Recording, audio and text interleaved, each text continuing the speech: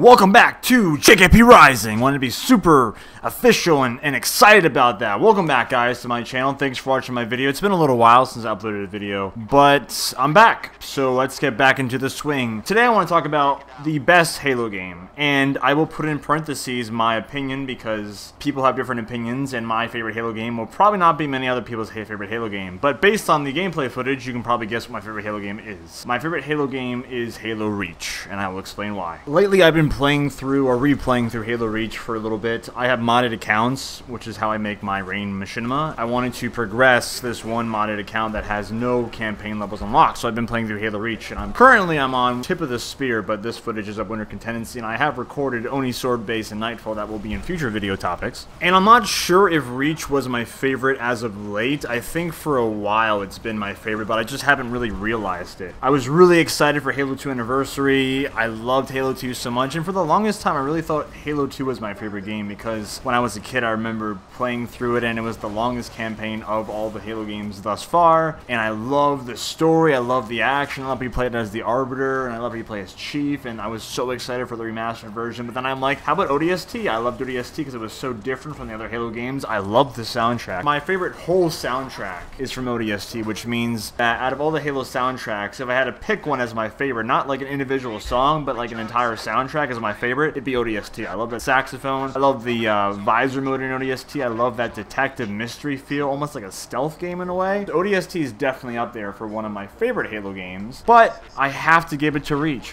As I replayed through Reach, I could tell very clearly that Bungie must have had a lot of fun making Halo Reach compared to the Destiny, because Destiny is just a shell, a lifeless shell, and Reach is full of life. I love the armors in Halo. I love how you would watch a cutscene, and then the slightest movement would make like a character turn their head, and then their armor moves with them, and you hear the sound effects. Halo 4 did that really well, where Chief would move around, and you would hear every piece of armor moving. I love stuff like that, and Reach had a lot of that too. And the one thing I loved about Reach was that when you change your armor, this was true dedication. When you change your armor as Noble 6, that person in the cutscene would look just like your customized Spartan. And that must have took forever, counting like all the renders Bungie had to do to get every single cutscene match up with every single type of armor customization figure. There's like thousands and thousands of customization options, and they had to render each of those customizations for the cutscenes, and that's awesome. I love that. I wish that they put armor effects in there, but overall I thought that was a very, very cool feature that no other current Halo game currently has, and I really hope to see it return in the future. Another reason why I love Reach so much was the story, the